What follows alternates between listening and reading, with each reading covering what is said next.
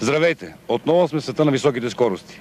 Най-бързите пилоти на 4 колела се събраха край Пещера, за да излъчат победителите в седмия кръг от планинския скоростен шампионат.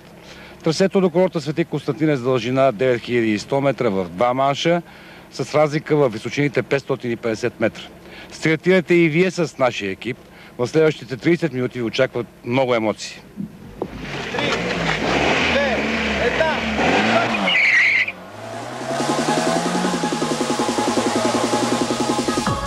И така, след щателен технически преглед бяха допуснати 25 автомобила, разделени в 3 групи А, Н и Хобикар.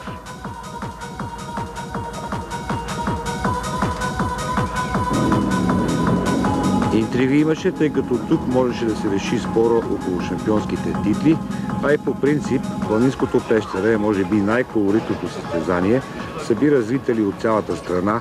Организацията е винаги на ниво, за което най-голяма заслуга има кмет на града Георги Петърнечев, отличен пилот от близкото ни минало.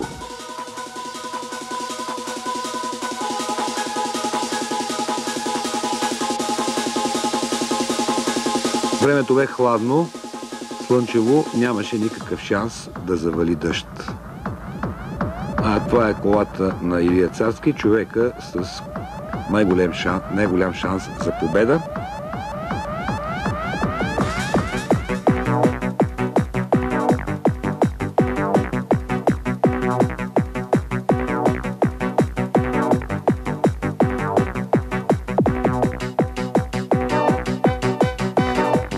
Всичко бе готово за първите тренировки. С номер 1 потегли Тихомир Златков Форд Ескорт. Той през цялото време се молеше да завали дъжд, за да повтори успеха си от втория мач преди 2 седмици на Шипка. В края на първата тренировка обаче колата му се завря и от тук започнаха мъките за целият му екип. Цяла нощ работа на Тихомир Златков и механикът му Кънчо Кънчев, за да се смени гарнитурата и без да има време дори за кратка почивка. В неделя в 10 Тихомир стартира. На финала положението не бе добро. Златков не знаеше ще издържи ли колата при второто качване. Успя и 4-то място в генералното класиране.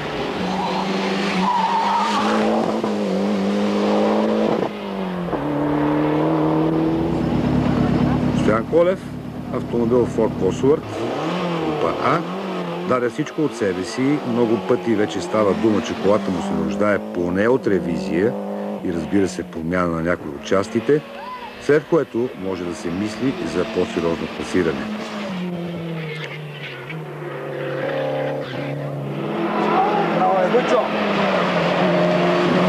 Сега Колев финишира трети.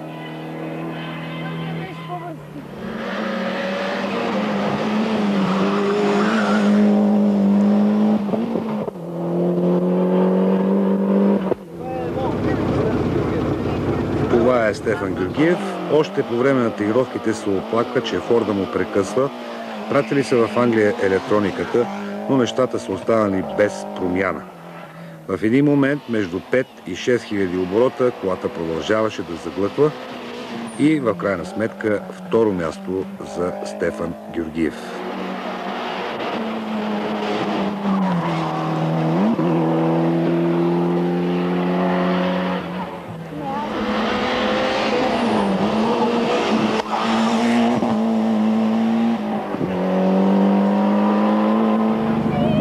Илян Топлодолски, Форд Сиера, също не бе усмихнат през тези 2 дни.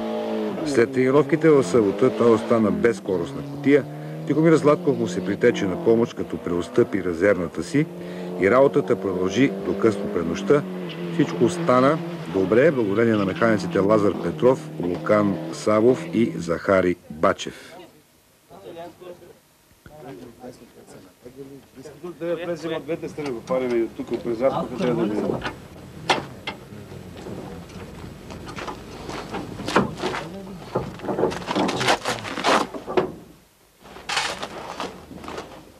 Ако дадеш флошка 15 6-грамна...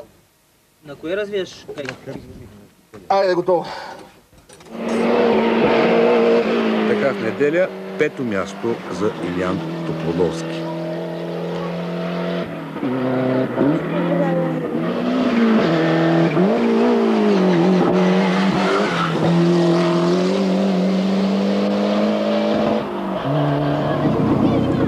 С най-голям интерес се очакваше изявата на Илия Царски.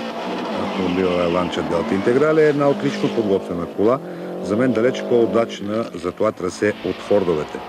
През първия мач Царски постигна 5 минути и 30 секунди и са на скорост от 99 км. Видяхте сега как влезе като по релси колата в този завой, за разлика от Фордовете. Във втория намали умишлено темпото, но грабна победата и шампионската титла за 1997 година.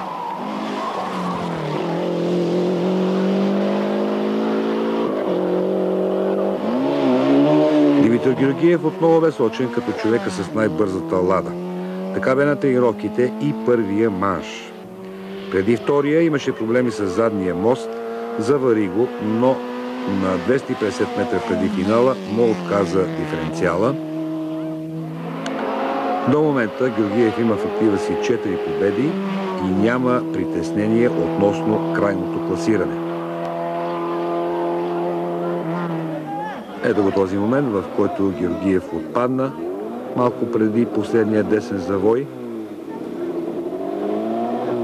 и хора от публиката трябваше да му помогнат да се пребере по-навътре колата, за да не стане катастрофа.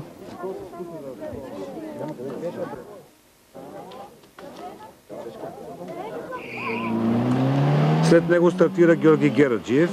Малко преди първата тренировка му се скъсаха шпилките на предно ляво колело и се наложи първото изкачване на събота да направи с тренировъчната си Самара. В неделя, след като Георгиев отпадна, Гераджиев спечели първата си победа за сезона, изпреварвайки прекия си съперник Цветан Илиев.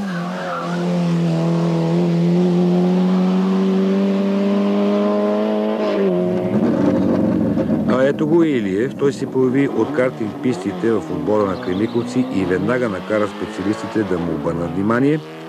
Убеден съм, че успехите съвсем скоро ще спокоят това младо момче, още повече, че през тази година той успя да победи Димитър Георгиев в Габрово.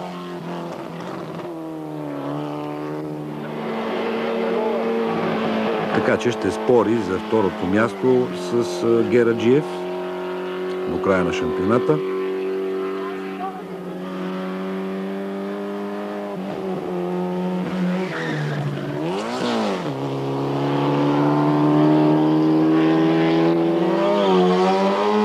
Радослав Козлеков, винаги усмихнат и с чувство за хумор, се класира 11-ти в генералното класиране и взе първото място в клас до 1300 кубика, като този път не допусна грешките от миналото състезание в Шипка.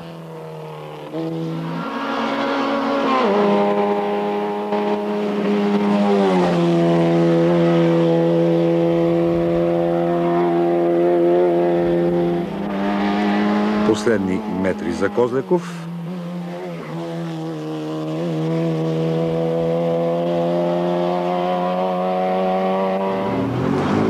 В нашия репортаж сме включили и Мирослав Станчев с Форд Сиера, който е победител при автомобилите от Хобикар. Тук се състезават коли с изтекла хомологация, но все още с сериозни възможности.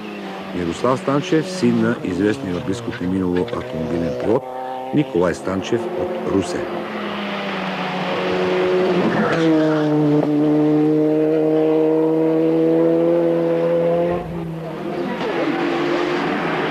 В последните метри Станчев имаше някакви проблеми, но успя да финишира.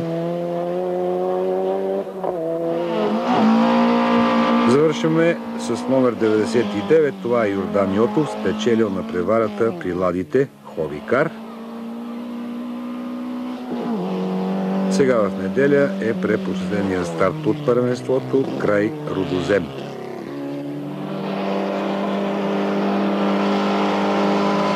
Живот и здраве, през септември ще има старт и на Витоша,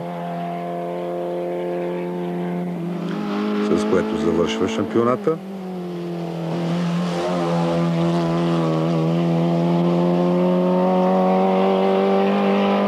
Планинското състезание край Пещера и тази година се проведе под патронажа на министъра на транспорта. Но то не може да се проведе, ако не бяха организации Дези, Гудикс, Давтранс, Стара река, Биовет Пещера и още много други частни фирми, които го подпомогнаха, защото то си остава едно от най-атрактивните състезания от планинския шампионат. Първите трима в генералното класиране Илия Царски, Стефан Георгиев и Стоян Колев бяха наградени от министра на транспорта Вилхелм Краус.